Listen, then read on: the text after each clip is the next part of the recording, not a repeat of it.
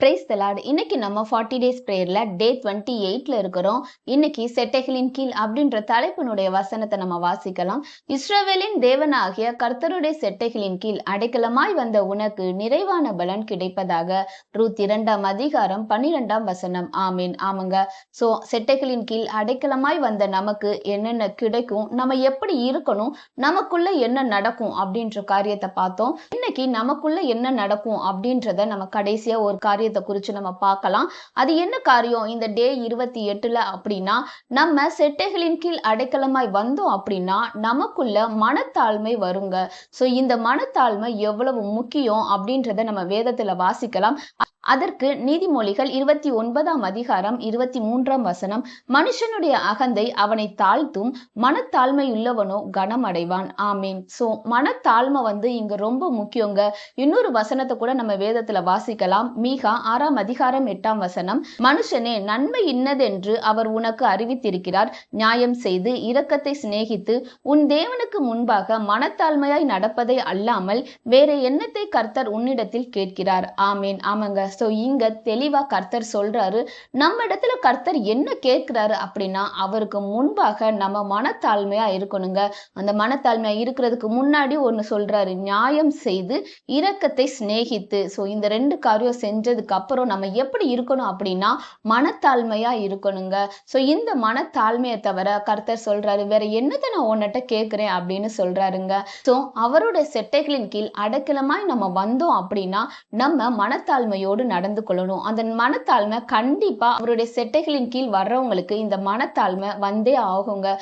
அது வரைக்கும் கர்த்தர் நம்மள நிறைய காரியத்துல மாற்றிக்கிட்டே இருப்பாரு. கடைசி அவுட்புட் என்ன ஆகும், நம்ம அவருக்கு முன்பாக மனத்தாழ்மையா இருப்போங்க. அவருடைய செட்டைகளின் கீழே அடைக்கலமாய் அனுதினமும் வந்தோம் அப்படின்னா இந்த காரியம் நம்மளுக்கு நடக்குங்க.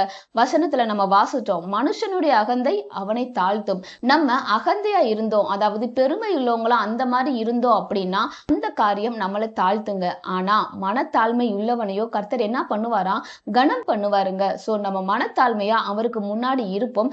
கர்த்தர் நம்மளை கண்டிப்பாக கனப்படுத்துவாருங்க. மனத்தாழ்மை ஒருத்தனுக்கு எவ்வளவு முக்கியம் அப்படின்றத நம்ம வேதத்துல கூட வாசிக்கலாம். அதற்கு இன்னைக்கு நம்ம பார்க்க போற நபர் யாரு அப்படின்னா நாகமான் தாங்க. 2 ராஜாக்கள் 5ஆம் அதிகாரத்துல இந்த நாகமான குறிச்சு நம்ம வாசிக்கலாம். 10ஆம் வசனம், அப்பொழுது எலிசா அவனிடத்தில் ஆள் அனுப்பி, நீ போய் யோர்தானில் 7 தரம் ஸ்நானம் பண்ணு, அப்பொழுது உன் மாமிசம் மாறி நீ சுத்தமாவா என்று சொல்ல சொன்னான். அதற்கு நாகமான் கடும் கோபம் கொண்டு புறப்பட்டு போய் அவன் வெளியே வந்து நின்று தன் தேவனாகிய கர்த்தருடைய நாமத்தை தொழுது தன் கையினால் அந்த இடத்தை தடவி இவ்விதமாய் குஷ்டரோகத்தை நீக்கி விடுவான் என்று எனக்குள் நினைத்திருந்தேன். நான் ஸ்நானம் பண்ணி சுத்தம் ஆகிறதற்கு இஸ்ரவேலின் தண்ணீர்கள் எல்லாவற்றை பார்க்கிலும் தமஸ்குவின் நதிகளாகிய அப்னாவும் பர்பாரும் நல்லதல்லவோ என்று சொல்லி உக்கிரத்தோட திரும்பி போனான். அவன் ஊழியக்காரர் சமீபத்தில் வந்து அவனை நோக்கி, தகப்பனே, அந்த தீர்க்கதரிசி ஒரு பெரிய காரியத்தை செய்ய உமக்கு சொல்லியிருந்தால் அதை நீர் செய்வீர் அல்லவா? ஸ்நானம் பண்ணும், அப்பொழுது சுத்தமா என்று அவர் உம்மோடே சொல்லும் போது அதை செய்ய வேண்டியது எத்தனை அதிகம் என்று சொன்னார்கள். அப்பொழுது அவன் இறங்கி தேவனுடைய மனுஷன் வார்த்தையின்படியே யோர்தானில் 7 தரம் முழுகின போது அவன் மாம்சம் ஒரு சிறு பிள்ளையின் மாம்சத்தை போல மாறி அவன் சுத்தமானான். ஆமேன். சோ இந்த காரியம் நம்ம தெளிவா வாசிக்கிறோம். என்ன அப்படின்னா, நாகமான் ஒரு ராஜாவோட படைத்தலைவனா இருந்தாங்க. சோ அவனுக்கு செல்வாக்கு எல்லாமே நிறைய இருந்துச்சு. அதோட மட்டும் இல்லாம அவனுக்கு குஷ்டரோகமும் இருந்துச்சுங்க. சோ இந்த குஷ்டரோகம் சரி பண்றதற்காக இவன் எங்க வந்திருக்கா அப்படின்னா எலிசா தீர்க்கதரிசிட்ட வராங்க. இந்த எலிசா தீர்க்கதரிசிட்ட அவன் என்ன நினைச்சான் அப்படின்னா, தீர்க்கதரிசி இவர்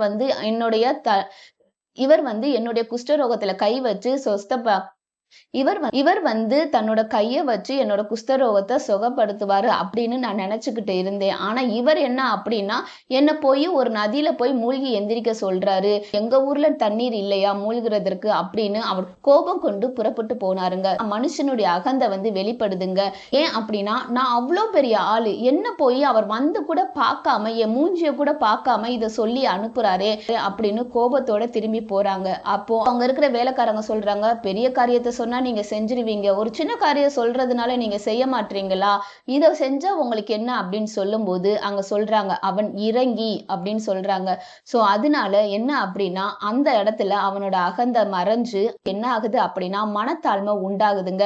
அப்படி மனத்தாழ்மை உண்டாகும்போது, அந்த வார்த்தையின்படி, அதாவது அந்த தீர்க்கதரிசி சொன்ன வார்த்தையின்படி அவன் செய்றான். செஞ்சது பின்னாடி அந்த குஷ்டரோகம் எல்லாமே குணமாகுதுங்க. இங்க அப்படிதான் மனுஷனுடைய அகந்தை அவன தாழ்த்துங்க. அவனுடைய நோய்கள வந்து குணமாக்க விடாது மனுஷனுடைய அகந்தை. ஆனா மனத்தாழ்மை இருந்துச்சு அப்படின்னா, நம்மளுடைய நோய்களும் குணமாகும். நம்மளுக்குரிய தேவையில்லாத காரியங்களும் நம்மள விட்டு போகுங்க. இது எப்ப நடக்கும்? அவருடைய செட்டைகளின் கீழ நம்ம அடைக்கலமாய் வந்தோம் அப்படின்னா, மனுஷனுடைய அகந்தை எல்லாமே போயி நம்மளுக்கு மனத்தாழ்மைன்ற காரியத்தை கர்த்தர் வந்து தருவாருங்க. நம்ம ஒவ்வொரு நாளும் அவருடைய செட்டைகளின் கீழ நம்ம வருவோம். நம்மளுக்குள்ள கண்டிப்பா அந்த மனத்தாழ்மை வரும். கர்த்தர் கேட்டது அந்த மனத்தாழ்மை தான். இது நம்மளுக்கு கிடைக்கும்போது லைஃப்ல எல்லாமே சக்சஸ்ஃபுல்லா அமைக்குங்க. கர்த்தர் எல்லா காரியத்தையும் உங்களுக்கு வாய்க்க பண்ணுவார். இந்த மனத்தாழ்மை நம்மட்ட இல்ல அப்படின்னா கர்த்தரிடத்துல ஜெபிப்போம். இந்த மனத்தாழ்மை நம்மளுக்குள்ள வரும்படிக்காக எல்லாரும் கண்களை மூடி நம்ம ஜெபிக்கலாம். அன்புள்ள ஆண்டவரே, தகப்பனே, அப்பா, இந்த நேரத்திலும் டாடி ஆவியானவரே, நீர் எங்களோட பேசின உம்முடைய காரியத்துக்காக நன்றி செலுத்துகிறோம். ஆவியானவரே, அப்பா, செட்டைகளின் கீழ் அடைக்கலமாய் வந்த எங்களுக்கு தகப்பனே இந்த மனத்தாழ்மை உண்டாகும் நீங்க சொல்றீங்களப்பா. எங்களுக்குள்ள இந்த மனத்தாழ்மை வரும்போது தகப்பனே, நீங்களே அப்பா, நீங்க எங்களை ஆவியானவரே அப்பா ஸ்தோத்திரம் தகப்பனே கனமடைய செய்வீங்க. எங்களுடைய வேண்டுதல்கள் எல்லாம் நிறைவேறும் டாடி. ஆவியானவரே அப்பா ஸ்தோத்திரம் தகப்பனே. ஆவியானவரே அப்பா, என்னோடு சேர்ந்து ஜெபித்து கொண்டு இருக்கிற அப்பா, உங்களுடைய சமூகத்தை நோக்கி கொண்டு இருக்கிறவங்க எல்லாருக்கும் தகப்பனே இந்த மனத்தாழ்மை ஆவியானவரே வரும்படிக்காக நாங்க ஜெபிக்கிறோம்ப்பா. இந்த மாற்றம் ஆவியானவரே அப்பா ஸ்தோத்திரம் தகப்பனே எங்களுக்கு நிறைய பிளெஸிங்ஸை கொண்டு வந்ததுக்காக நாங்க ஸ்தோத்தரிக்கிறோம் தகப்பனே. ஆவியானவரே அப்பா, எல்லாரையும் நீங்க ஆவியானவரே அப்பா ஸ்தோத்திரம் தகப்பனே ஆசீர்வதிங்க. ஆவியானவரே அப்பா ஸ்தோத்திரம் தகப்பனே எல்லாவற்றையும் உம்முடைய கரத்துல ஒப்பு கொடுத்து ஜெபிக்கிறோம். நீங்களே பொறுப்பெடுத்து வழி நடத்தி கொள்ளுங்க. இயேசுவின் நாமத்திலே ஜெபிக்கிறோம் ஜீவனுள்ள நல்ல பிதாவே, ஆமேன்.